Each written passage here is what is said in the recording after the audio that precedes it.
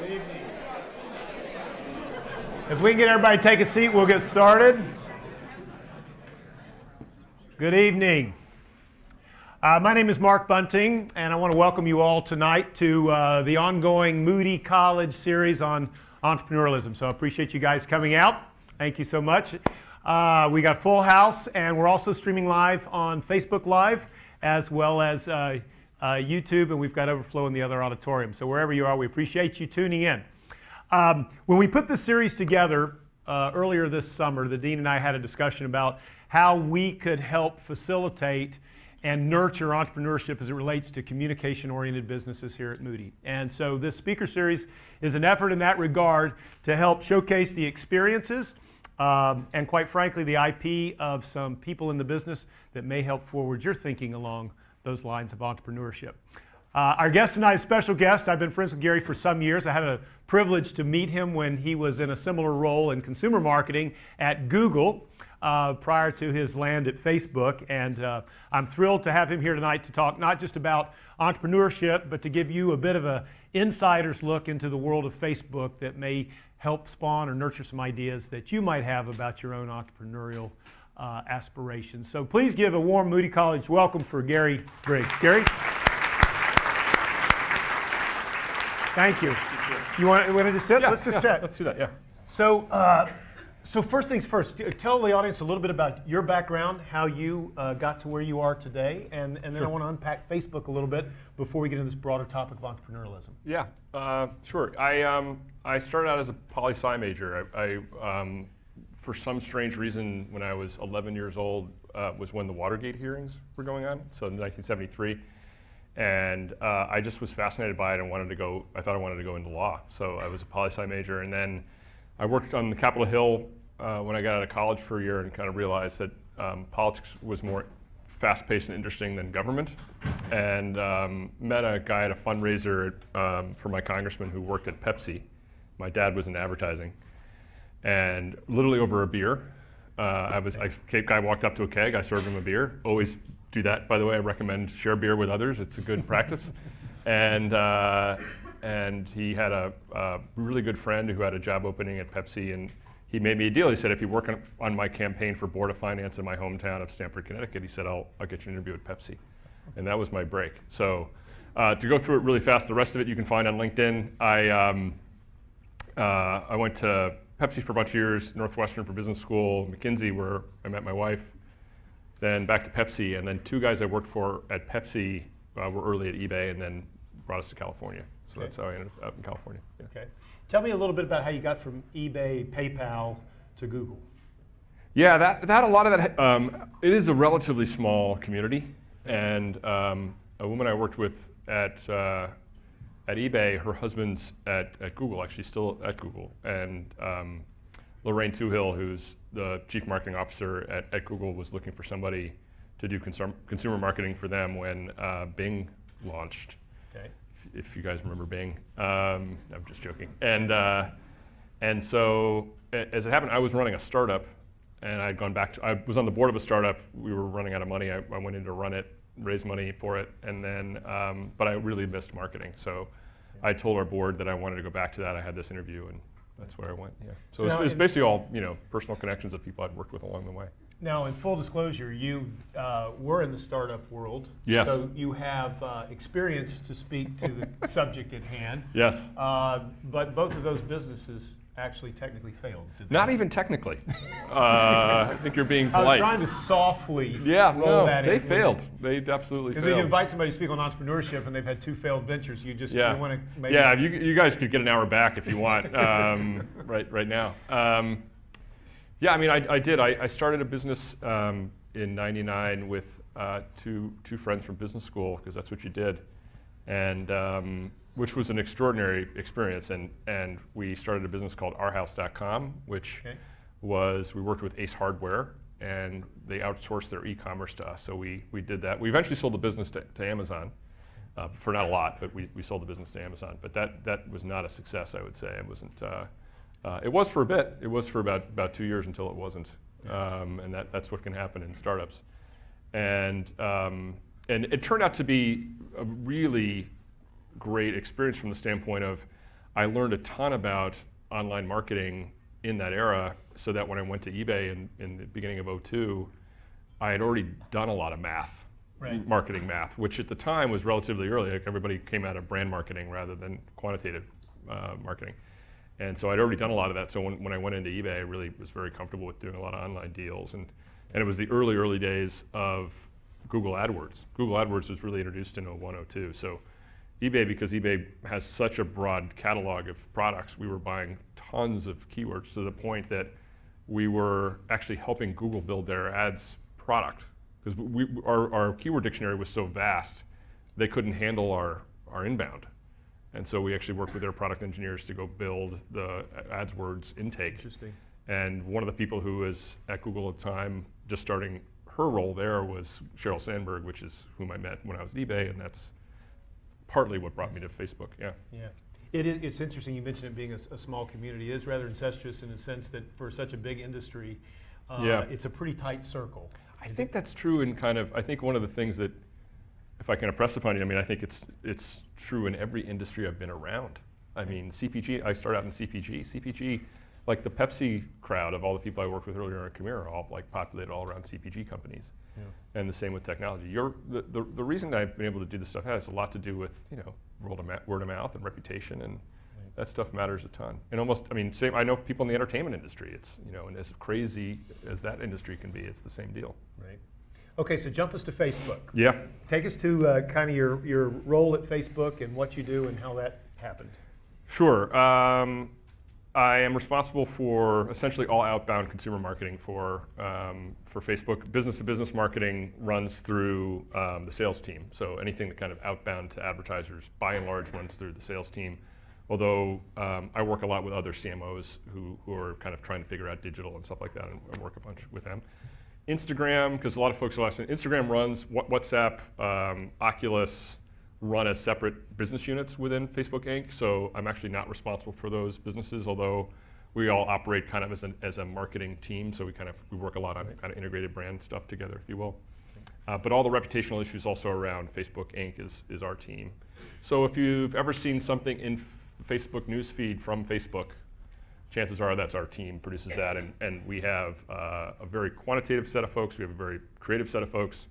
And for example, if you see a video in your feed that's like your friendversary or your year in review, our team builds the creative bed for that, and has engineers in the marketing team who actually build the front end of that. And then we work with a product organization and an infrastructure organization to then blast that out to folks. And that's kind of at this scale, it's actually one of the most fascinating things I find about the job. From those videos, as an example, the last one we did was when the company hit 2 billion monthly actives. And when your video plays, we pre-render the video so it plays instantaneously. And the number of people who had enough content, like had enough photos and things like that, so that we could produce a video for you, was 900 million people. And 350 million people watched it in the first 24 hours. So it's just like this is a marketing challenge, but it's also a kind of an engineering and infrastructure and IT challenge to kind of produce content for this many folks. Which brings up an interesting question. Are you a media company or are you a technology company? Yeah, that absolutely comes up a lot. I think Mark in particular talks about this. At our core, we are a technology company. The core of the business, half of the company is engineers.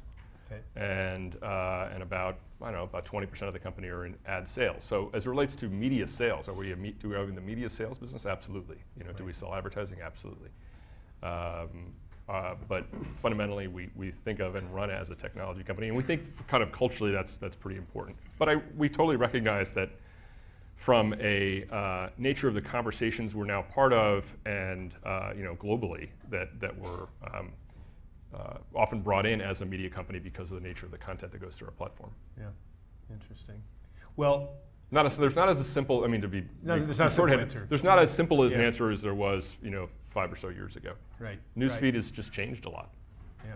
Well, I think the political season has really highlighted your media DNA, and maybe more appropriately your media responsibilities in sort of a changing world, given the breadth of the platform. I think that whole discussion has become very interesting, and it makes you be sort of introspective about what are we exactly, right? Totally, Because to yeah. some degree you have to answer that question because we're now, given some of the advent of some of the things that happened in the last election cycle, a lot of spotlight on Facebook. Yeah. Yeah, I mean, there's several components to it. The word that we use internally and actually is described to us externally too is integrity. You know, integrity is a word that's used in technology that has to do with the ability for a piece of technology to withhold scale, for example. But integrity, if like you and I are talking together, integrity has to do with human connection and the ability to trust, and like, can I believe that if you say you're going to do something that you're going to do that? Right. Both those points are very front and center now for us as an organization, thinking about what are we doing as it relates to ads integrity, newsfeed integrity, the nature of kind of your own news feed, and trusting that the content that you have in your news feed is something that you think is not only worthwhile but trustworthy. In all those areas, we recognize there's vast amounts of work that we need to do, vast amount of work that needs to be done on tech platforms broadly, because we're in a very different environment now than I think we certainly realized and should have, but we certainly realized relative to foreign actors who are trying to use open doors and open windows to wreak havoc. Right, right. Well, who would have thought that you would be using a social media platform to influence elections beyond your borders? I mean, these are not things that existed X years ago. Yeah, and so we're having to learn. And that's certainly fair. I mean, I was talking to our Austin team just before. I mean, the nature of what is required of us is absolutely at another level than 3 or 4 years ago, and that is to be expected when you reach this many people every day. And this is true for us and Twitter and YouTube and Google and other platforms, where people are openly communicating with each other around the world. Right. Yeah. I heard a stat the other day. It was either 1 in 5 or 2 in 5 minutes spent on a mobile device or on Facebook or Instagram. It's about 1 in 5, I think, is about right. But which is a staggering number. It's a staggering number. And average usage right now is about an hour a day. Average usage is about an hour a day globally. And about 80% of all time spent on phones is in 5 apps. 80% is in 5 apps. In 5 apps. And Facebook is far and away the leader. We have 2 of them. Yes. Yeah. Yeah. Maybe 3, depending on the week. Yeah. WhatsApp? WhatsApp is the one that most people in the U.S. wouldn't think about. Instagram is the other one. Yeah. Right. Yeah. Right. I was in Tokyo when you announced the WhatsApp purchase, and that was front page headline news. Yeah. Most people in the States don't know WhatsApp because we already have our messaging platform. Using iMessage, probably most of the folks in the room probably have iPhones, so they're probably using iMessage. Yeah. But it was headline news in Japan. Yeah. And Germany and Latin America and lots of places where WhatsApp has huge penetration, right. Relative to here. I got just a completely off the wall question. What's it like working with Mark?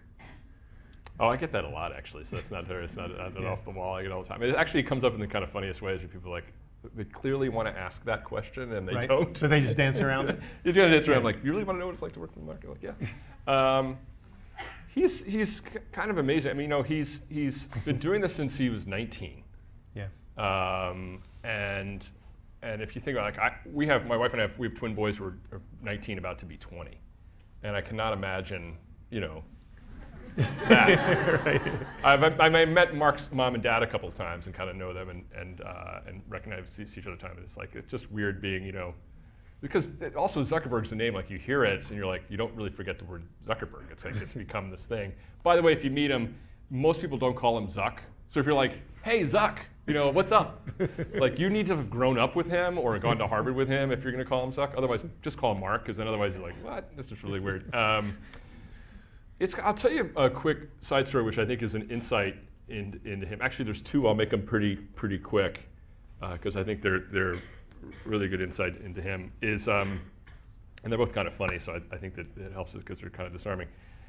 When Cheryl has done a lot of work with the Marine Corps, particularly in the area of trying to address issues of sexual harassment with the Marine Corps, and I can talk about Cheryl too. She's amazing. I mean, it's kind of amazing to get to work with both of these folks. But we had an opportunity to go get trained at Quantico, so the Marine Corps training.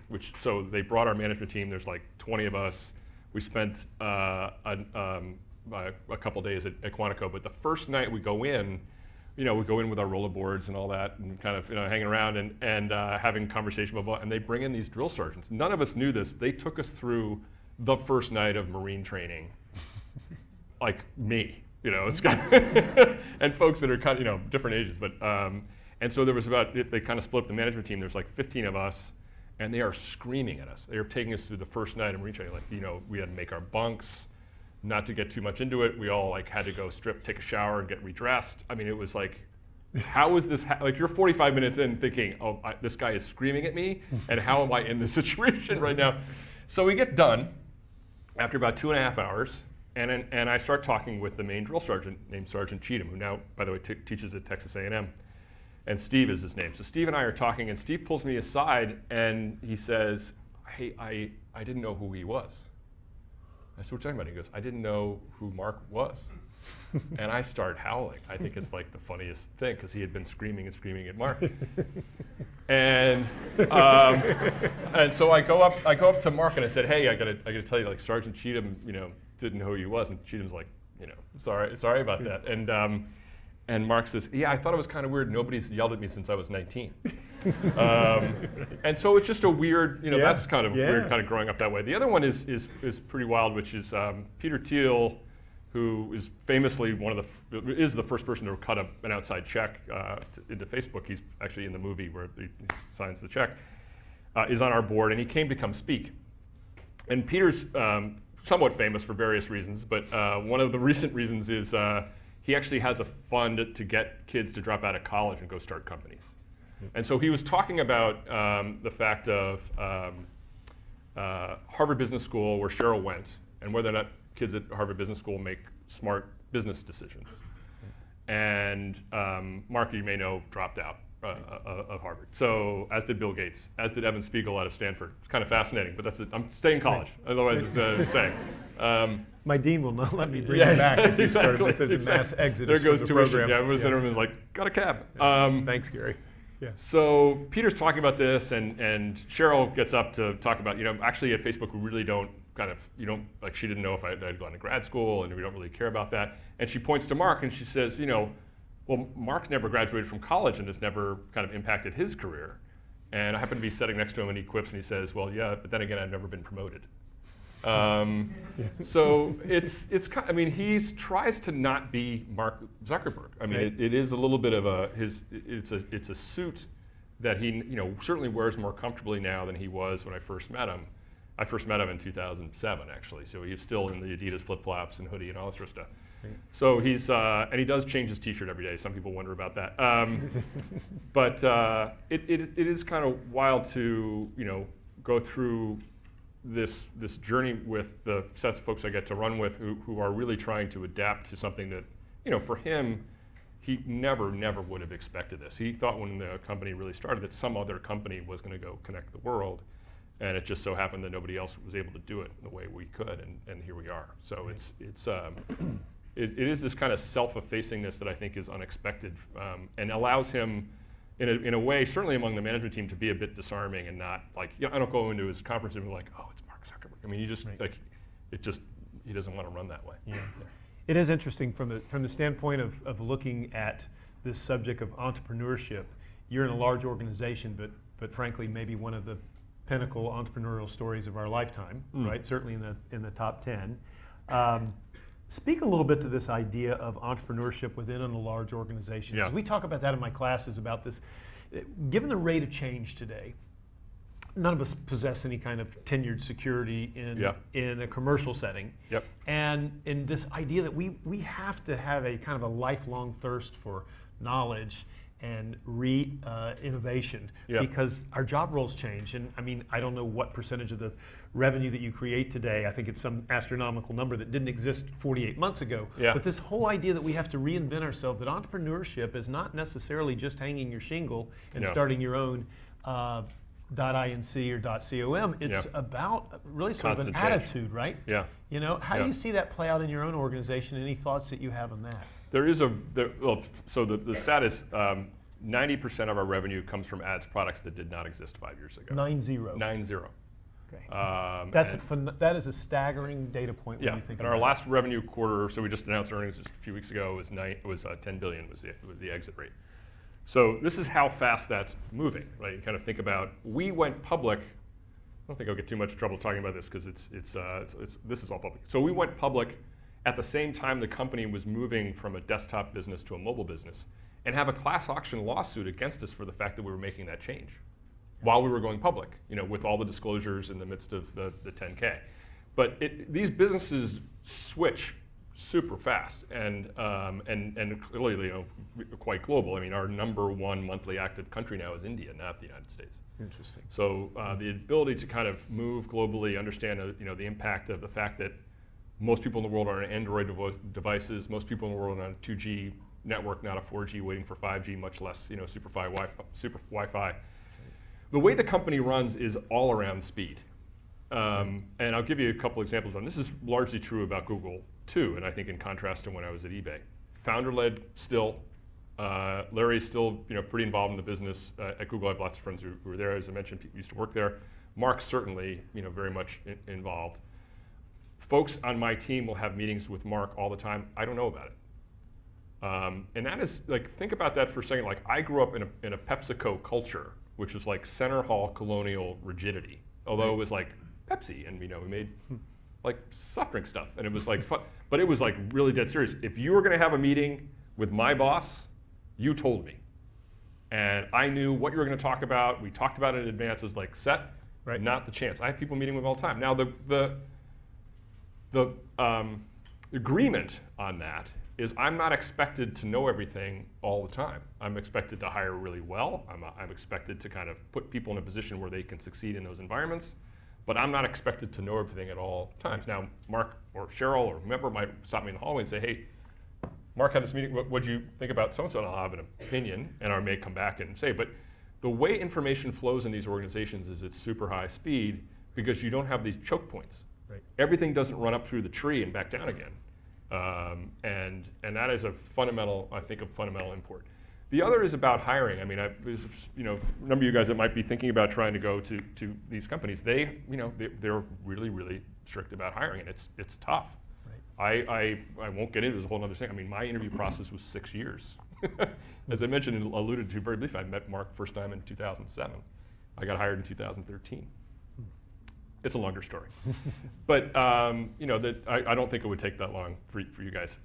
But it is a central fact that the scrutiny around how we hire and how we think about hiring is super important, and still do it at speed. I mean, this is a company that I joined Facebook 4.5 years ago. We were about 4,000 employees. We're now at 20,000 employees. So it's not like we're hiring fast, but the scrutiny around hiring is super intense. But that is I think that supports this idea that you have to have a spirit of entrepreneurship to survive in a company like Google because of that one-to-one, right? Mm-hmm.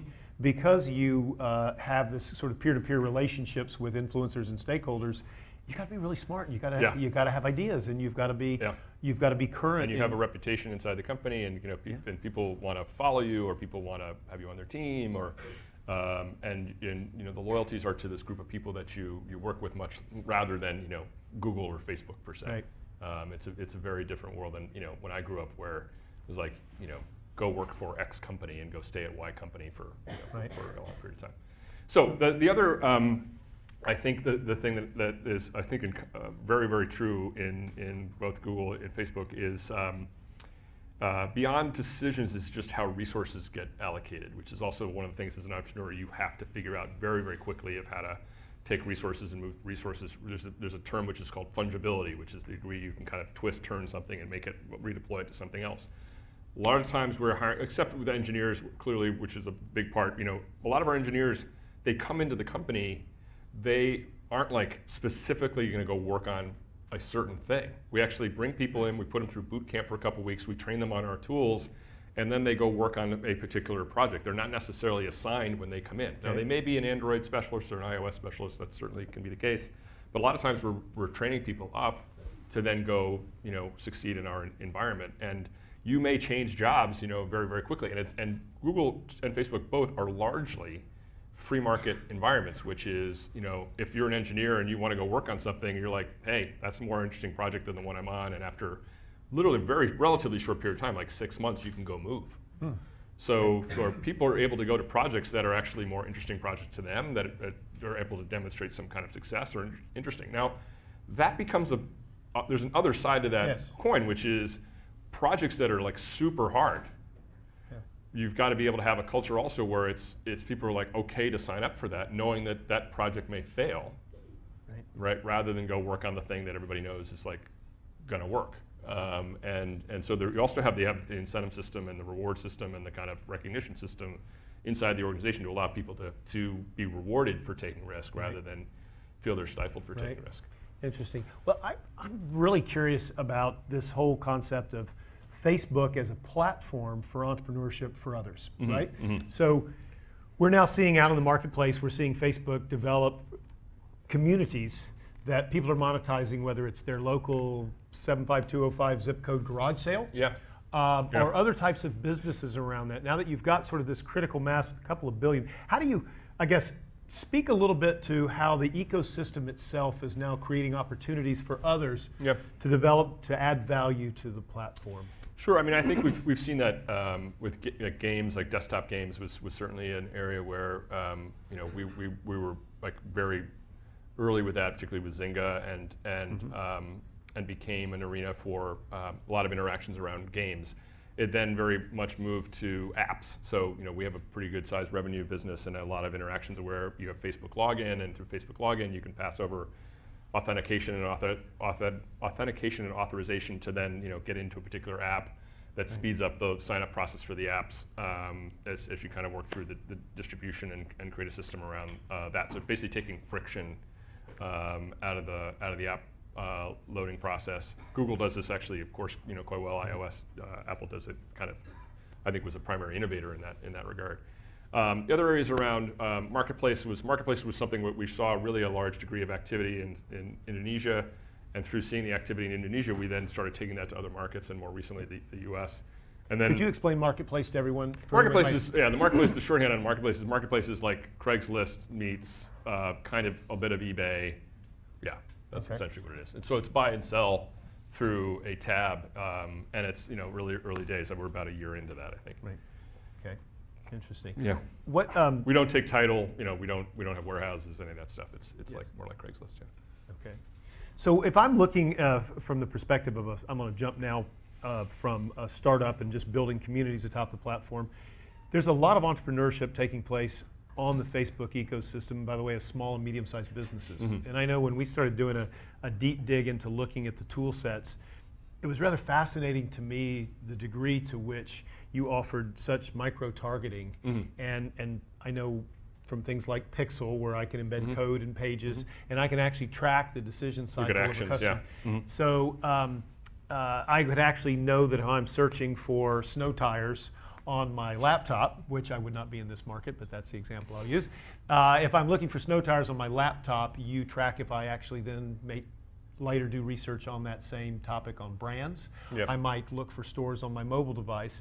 And then I guess then to the degree that you can track me with geo-coordinates, you'll also be able to tell a retailer when that person has entered their store. Within a general area. So there's essentially a geographic area which is like 800K by 800K, I think is the thing. So it's not like you're right here, but yeah, general footprint. Right. Yeah. Or a check-in would give you an absolute... A check-in would do that, or there is some really nascent technology which is essentially using infrared essentially around beacons, which will do those too, which are basically when you go through a store, you can be able to find near NF systems, essentially near frequency systems that'll have you show up. Yeah. See, I find the capabilities in the platform just sort of staggering. And again, I started doing my first deep dig maybe 6 months ago, and seeing the emergence of some of these tracking technologies, just first of all, it's fascinating. Yeah. And as an SMB myself with some small businesses, those Cajun, I understand. Well, yes, I do own Cajun restaurants. That's true. Yes, but you laugh, but I can't actually. I've never had a crayfish, actually. I realize. Well, that's because they're crawfish. Shit. But I've always been ordering the wrong thing. Yeah. If you what would I be eating then? I don't know. Anyway. I'm not going to make fun of you for that. Oh, you can. But if I've been made fun of for less than that, actually. But if I want to identify people with a Louisiana heritage, people who love jazz music, and who-dat fans of the New Orleans Saints, I have the ability not only to find those people, but to track their decision journey around whether or not they come into my store, which is a degree of capabilities that were kind of never in the hands of SMBs, small businesses before. And now with Pixel as well, you're bringing such specificity to identifying customers, and the opportunities around that, for me, that intellectual exercise is fascinating. You know, and so I don't know exactly what the end game of all that is, but I know that my capabilities today on Facebook are dramatically more impactful than what I was getting on Google. Well, no, I mean, I think all these businesses, I think, I mean, Apple's going a little bit more into advertising. They're kind of playing with it, I'd say, a little bit in terms of what they're doing in the App Store. Amazon is going into this. Actually, I think that's like, watch this space. I think Amazon's a fascinating company, and a lot of things they're trying to do as it relates to other ways they're looking at monetizing their traffic. Google's really very good at this, and us too. I think, look, I mean, there's a couple points to this. For small, medium businesses, what we're trying to do, there's 5 million small, medium businesses that are advertisers on Facebook. There's about 60 million globally who have a page.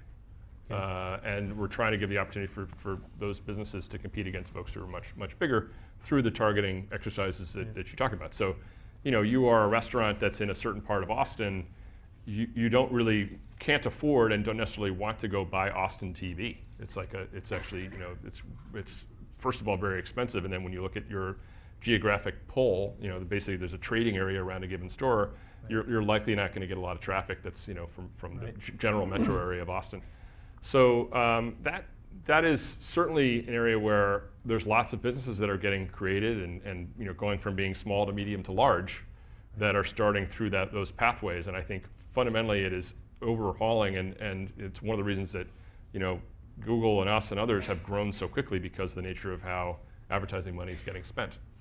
And you haven't asked this, but I'll you know, kind of offer it up. There's also, what you're describing isn't for everybody either. Like a lot of, you know, people are a little bit like, hey, you know, like, I don't really want you to know that I just looked at, you know, this something on Zappos, and now Zappos is advertising me on Facebook. And so we are, one of the things we're trying to do, and need to, I think, communicate more to people, is there are tools that allow you to opt out of that. If you don't want to be, you know, communicated, there's web-wide tools which are part of the what's called ad choices, which allows you to opt out of it. And there's things that are in our own privacy part of our product, the tools part that allows you to opt out of it. I'm curious about it, because contextually relevant ads do not bother me at all. I like the fact that when I'm searching for a new car, that I get, so for me they're content.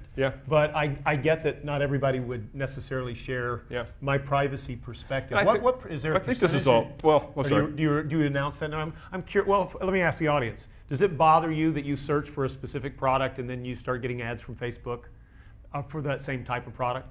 It does bother you.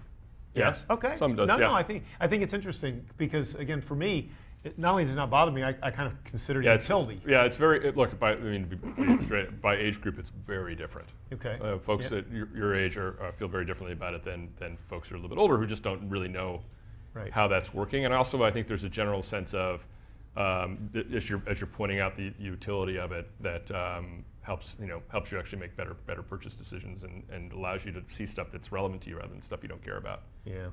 Interesting. So I'm curious. Show of hands. Who does it bother to see those to have you track that way? Okay. And who does it not bother? The rest? All the rest? Okay. Yeah. Thank you. I thought it was just because I was old. No. Yeah, you and me, brother. But no. It's a little bit generational, actually. Okay. Yeah, to a large degree. Yeah. Cool. If you, on the subject of entrepreneurship, I'd just be curious about your thoughts, because I'm going to try to wind you down in 7 minutes so I can leave 15 or so for questions. Sure. And by the way, we get to questions. You don't need to come to the microphone. We can hear you just fine in here. But just what thoughts would you leave us with as it relates to entrepreneurship in general? You've had a really enriched career, and you've been around some just phenomenal entrepreneurs, and you live in that environment day in and day out. And so, what could you share with us that might be beneficial as these young folks are kicking off their career? Yeah, I think there's several things. There's probably 3 things that immediately come to mind. One is, it is an amazing time to start a company. When I was looking at starting a company in 1999, the cost of hosting and software and general infrastructure and the assets you had to actually, you know this too, yes. but the assets you had to buy is down 2 orders of magnitude from today from what it was then. I'll give you kind of an example, which is going to sound kind of quaintly stupid. There used to be this company that what they did was all they did. Well, there's actually one company that's kind of like this now, but was they were a real estate company that had racks that you'd come in and you'd buy the server, you'd buy the software, and you put it into their facility, and all they did was just manage the air conditioning and made sure, like, if you had any issue, they'd go in and do this. It's called Exodus was the name of the company. Yep. Huge company, very good people out of very good companies went in to go run it, IPO, the whole thing. Lots of software businesses that were, if you wanted to build and sell products, like the actual supply chain software and the merchandising software was bespoke, and you had to spend lots of money with companies like Broadvision that I don't think they exist anymore. No, they exist anymore. And you'd spend millions of dollars, burn rate, your millions of dollars in some cases. We had, in case of ourhouse.com, this sounds kind of quaint, this is the business that I did with Ace Hardware, we were up to 10 million uniques a month, super fast, but our conversion rate was really, really low. And because it was relatively early days with online commerce, when you run that kind of traffic, and that's just average rather than peak, you've got to build to that. Now you don't have to do any of that. You go to AWS, you go to, you can actually pay as on a utility basis, pay as you go. So it's a great time to start a company. I think the general energy around that, the funding around that is quite good. There's sometimes written that it's a little bit frothy and kind of kooky and all that sort of stuff, depending on how you want to think about it, but I do think it's a great time to do that. The other is, I would really strongly encourage you to go after something where you are truly, truly passionate and think that you're solving a problem that people really need solved. And the reason I say that is, look, there's lots of things you can go do, and everybody can rationalize, I'm going to go do, but it is really hard being a founder. It is really hard being a CEO, because you are the face of the company. You walk into the business and people are going to look at you and decide whether or not they're thinking you're having a good day or not. The signaling of that and the ability to kind of withstand and persevere, have the willpower when things just suck. That's what you rely on those moments, is really feeling conviction around what you're solving for, and a set of people around you can really trust. Which brings me to the third point, which is, I mentioned this in terms of one of the secrets I think about Google and Facebook, is just hire early really, really well. And bring people in who have just clear, towering strengths in what you need. And it's this real balancing act, is you have to hire out ahead of what you need, because you have to kind of leave room for growth. But you also have to make sure, from an interpersonal and kind of culture standpoint, you're hiring people who are just, you can trust to do their job and do it really well, and hire people really well and have good ethics. Because I've seen so many companies just fall apart on that basis alone, much less the concept. Yeah. In the end, it's about people. It's all about people, and your partnership. That's that first step, is having the right partner. Yeah. But at the end of the day, it's about people. And I think this may sound silly, but it really isn't. I think until Facebook hit 10 years, Mark was really anxious about whether the company would survive. Well, after the IPO of the stock, people didn't think you were going to make the transition to mobile. No. Yeah. You were done. Yeah. Stock fell like half, maybe, or something? Yeah. Went from 38 to, I think that's about right. Yeah. Because you were going to make the transition to mobile. How many mobile actives do you have a day now? A billion. I think you got that worked out. Yeah, I think it's okay now, yeah. Yeah. That's great. All right, I want to open up some questions. We've got about 15 minutes. So, yes, sir. Pardon me, sorry to interrupt you. I will repeat the question, or Mark will repeat the question so everybody can hear it. So yeah, go ahead. It's about the app Messenger. What was the thinking about making the messaging app Messenger separate from Facebook? What was the point of making 2 apps? Yeah. So why'd you make Messenger as an app? Why did we pull Messenger out of Facebook? Yeah, I think this is an ongoing issue for us. It's essentially having Messenger inside of Facebook was making both slow. And you're reaching that many people and pulling, people are basically running queries through the app to run the various functions. It becomes essentially what's called load. And so for the messaging app to be world class and for newsfeed to be highly respondent, you kind of query it and it comes back super fast, particularly in non-4G, kind of 3G or edge networks.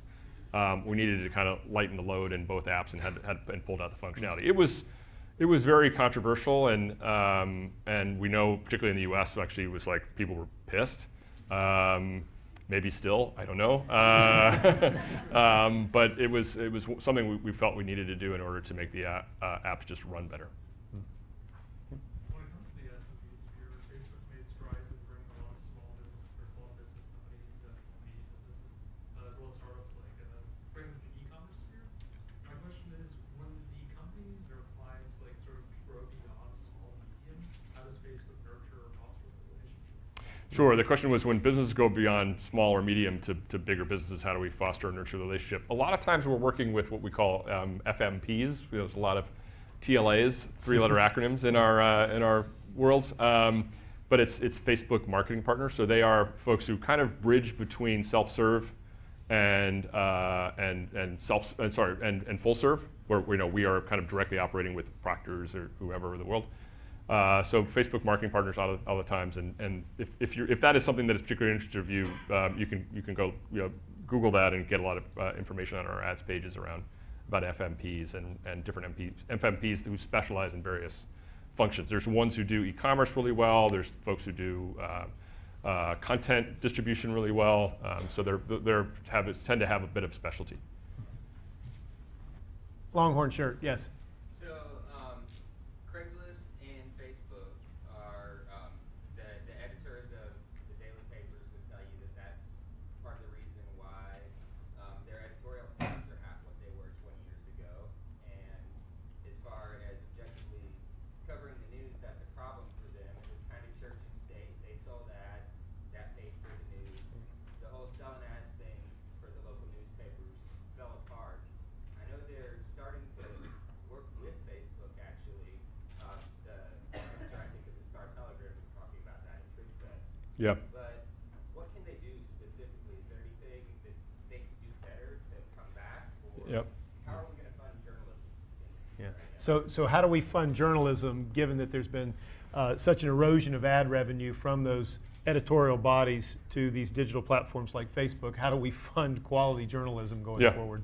So the peak year of employment for newspapers and local news in the country was 1993. So that's kind of an interesting point. Is like, I think the consumer browser was launched. Amazon was launched in '94, and I think Craigslist was the following year. eBay was that year as well. So this has been eroding for quite some time, and you're correct. It kind of went from the back of the newspaper, or kind of remnant. It kind of used an internet term. Classifieds. Yeah, the classifieds, and to some degree what's called scatter buys in television, and then it went from there into the main part of the paper, where it's you now see, like when I was at Pepsi or IBM. I was at IBM for a couple of years. We would buy a 8-page insert in the Wall Street Journal, like when we launched e-business in '97. Those in large part have gone away. What we're trying to do, specifically to your question, is help with subscription models. So not to get too much into it because it's a bit charged, clearly. In the U.S. in particular, the current political environment is actually driving very strong subscriptions for newspapers like the New York Times and Wall Street Journal. Their subscription rates are actually going up pretty significantly. I think people are recognizing the value of, is that one particular example of that journalism. I think particularly to maybe more specifically your question about local newspapers and local journalism, I think we are in the process of actually working with a couple of essentially network newspapers and media institutions to figure out how to build business models for them to allow local advertising and local content to get stronger than it's been. But the regional newspapers, I mean, I don't know how many newspapers you have in Austin now? The Statesman? Is it the Statesman? What's the local thing? Is Statesman down to digital only? No, it's still a printed version. Still printed? How many days? 7. Is it 7 days. now? Okay. Yeah. Okay, so we're still, yeah. So, I mean, we're actually looking at a lot of cases of how to help local media organizations kind of build that and continue to evolve in terms of what that's going to be from a media model. In some cases, we're looking at subscription revenue streams. In some cases, we're looking at kind of per like paywalls and then per use streams. That's a little bit in the way of that is we don't have a lot of payment credentials. PayPal has a lot of payment credentials, iOS has, Apple has a lot of payment credentials. We're trying to build that in order to bring the friction down, and as a result, the revenue streams up. Yeah. Go ahead. No, you. Yeah. So do you see the Facebook going to return to Chinese market very soon, based on the interaction between Mark and the President Xi in the recent years? Yeah. If so, what's the marketing strategy going to be for Facebook in China and related to the topic today? So how it's going to position itself as a platform for the Chinese entrepreneurship? Yeah, so the question was about entry into China, and the Facebook app, you could correct me, I don't think Facebook, the Blue app, has ever been in China. Instagram was in China, I think is no longer in China.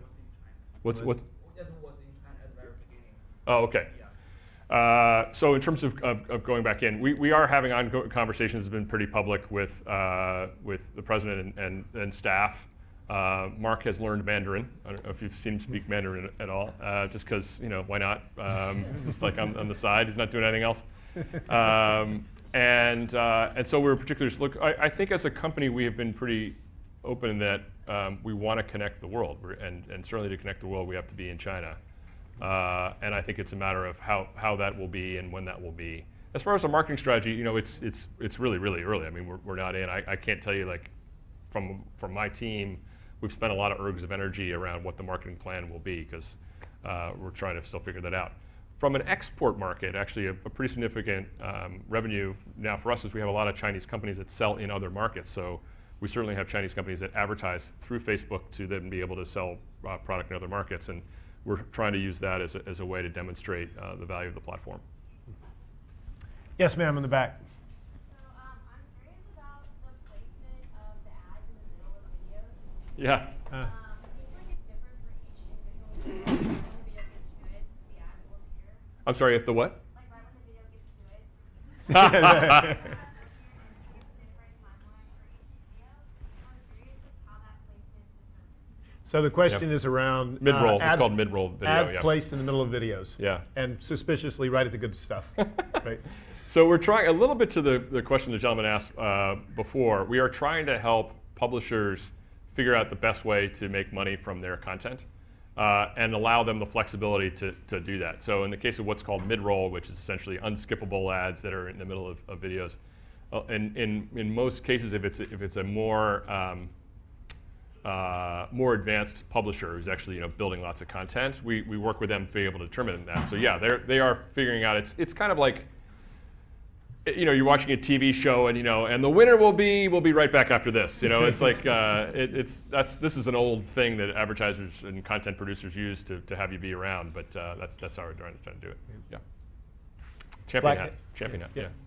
So you mentioned at the beginning, Facebook is a technology company, and also Facebook also invests a lot into AI. So do you think will there be a possibility that some job position will ever be replaced by AI in Facebook? Within Facebook. Yeah, within a Facebook. I don't think we need as many marketing people. I'm just joking. So the question was will jobs within Facebook be replaced by AI? I mean, that is happening now. One of the things that particularly AI is quite good at is if there's content, particularly video content, live video is a little bit different, and I'm happy to talk about that. But essentially, video content where there might be a digital rights management issue. You're streaming a concert, like you're at a concert and you're streaming the concert live, which you're not supposed to do over 30 seconds of time. AI will flag that and either won't distribute it very widely or will block it. Similarly, where we'll see video where there's something maybe untoward that's in the video, like a lot of skin as an example, we will stop that through AI and be able to prevent that from going live. And YouTube does the same. These are not foolproof by any stretch of the imagination. We have what's called false positives, where we block things that shouldn't be blocked. This has been particularly an issue for us with videos around breastfeeding, where that has come up as an issue where we have a false positive around those videos. And then there's other examples where we're catching things that are, there's some bad video out there in the world, and so we try to prevent that from going live through AI. Yes, ma'am. Yeah, I'm going to ask the question everybody wants to know. How do we get a job or an internship at Google or Facebook? How do we get a job at Yeah. Facebook? So I'll tell you about, Google was particularly good at this. So I worked when I was at Google for a woman named Lorraine Toohill, who's the chief marketing officer there, who's awesome. Like Lorraine is just the best. Nobody swears like Lorraine. She's an Irish woman. She's just the best. Like the best F-bombs, I got to say. It's just really, really great. It's very cathartic. If I remember correctly, so Google has 4 criteria they look at largely is horsepower, so intellectual horsepower. This is different now than it was when I was interviewing, but I will tell you, I interviewed at Google when I was like 45. They asked for my SATs and my GPA when I was 45. I've already been working for like 20 years. They don't ask for that anymore, but they are essentially, one of the things they do is kind of through the interview process, particularly as it relates for software jobs, but broadly across the company, they're looking at kind of intellectual horsepower. So demonstrated capability to do well in a classroom environment is one. The second is, are you going to build good teams? Have you demonstrated to some degree in terms of work in the in study group, or even better outside of that, where you have something you've done that has led people in some way? You very quickly in these environments go from an individual contributor role, what's called an IC role, to a manager role, to leadership role. And a big part of leadership is what's called followership. You've got to actually have people who want to follow you around and actually do work with you and do things. So the degree to which you're driving teamwork is particularly important. The other is I think increasingly we're finding, and Cheryl talks about this a lot. Actually, she wrote a book about it following the death of her husband, Dave, was resiliency. These are not easy jobs. And I don't mean them in terms of like, work-life balance or work-life integration. I'm happy to talk about that too. But it's like, do you have perseverance? Like when you actually are faced with challenges, do you have the willpower to kind of get through that? And we'll kind of seek that. I think particularly, by the way, I find when we're interviewing at Facebook relative to when I was at Google. Google has a term also, the fourth one, which is I think is is obviously a particular Google-specific term, but I think is true with Facebook too. Google has a term they call googliness. And it's not like when you maybe saw the internship, it's not like that. It's really, the way I think about it is you can create order out of chaos. And a lot of the problems that you'll be working with are largely unstructured. And so are you able, and so sometimes you might be able to glean that from a case study. So sometimes people ask case study questions, not in the consulting sense, consulting firm sense, but really more in maybe say the practical sense. I used to be a consultant, so maybe I can get away with saying that. And so demonstrating through the interview process that you can do that. Now, the other thing I'll say to you is a lot of this is a bit of luck. That you are looking for a job at the time where your skills and capabilities match up to what's needed. I absolutely have talked to people who've come in through one door, gotten turned down, they came in through another door later on, and it wasn't like you see them in the hallway and go like, what are you doing here? It's like, it just, that fit for that particular job at that particular time was better. I would say, and to some small qualification, but not a lot, is get in. And I don't mean that to say like these are the only places to work. They're not. I've been able to work at lots of good places, but I have really amazing examples of people who started in customer care. Like there was a woman I worked with at Google who's now runs all of marketing for search. She started in essentially, it was a question before about AI. Her job when she started right out of Brown, she's like was a really smart woman. She was looking at content every day and actually deciding whether it should live on YouTube or not. That's not a fun job. But for about 6 months she did that, and then she moved over to another job. I was a woman who's on my team who's now, when I was at Google, was a product manager at YouTube. She runs one of the biggest parts of YouTube's product.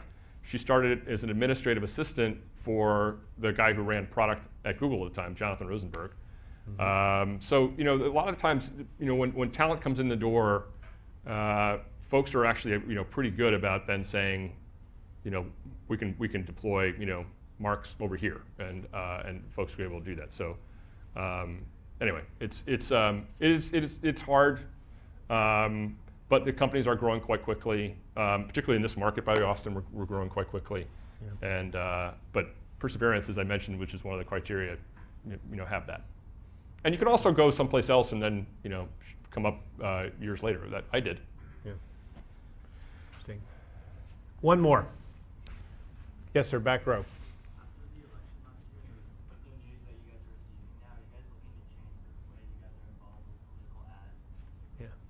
Yeah, so the question was after last year in politics, are we thinking about different in terms of how we interact with political ads? I guess, yes. There's really two parts to that. There's the politician, or campaigns, I should say, as customers, and the nature of the ads themselves. Let me take the second one first. We are working and have been pretty public right now about what we're calling ads transparency. We just launched as a test in Canada which we'll then bring to the US. We have lots of tests going on all the time as a company of creating the opportunity for you to go to a page and see all the current ads that candidate is, or we will eventually go to all advertisers that those advertisers are showing. That clearly is something that's a need. We actually are working right now with committees in Congress to write legislation in this regard. So this is actually across platforms, not just us, because we actually think every open window needs to be figured out, because this is pretty pernicious, frankly, in terms of what's going on around the world with democracies. As campaigns, as advertisers, we will continue to offer our capabilities to whomever wants to work with us in a way that is as bipartisan as we can possibly be. I would say it's interesting. There's a really, if you have time to see it, I think a very interesting profile of a guy named Brad Parscale, who's from San Antonio, actually.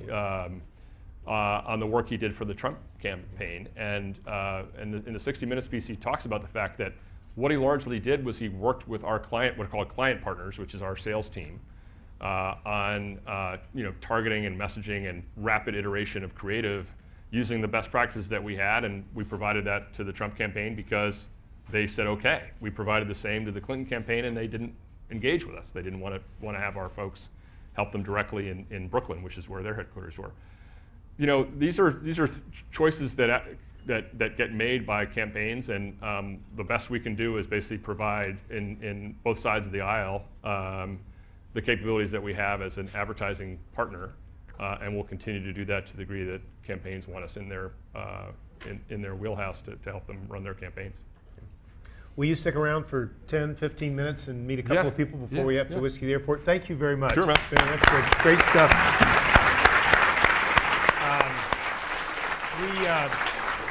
We also have a gift for you. We want to thank you for being our second speaker.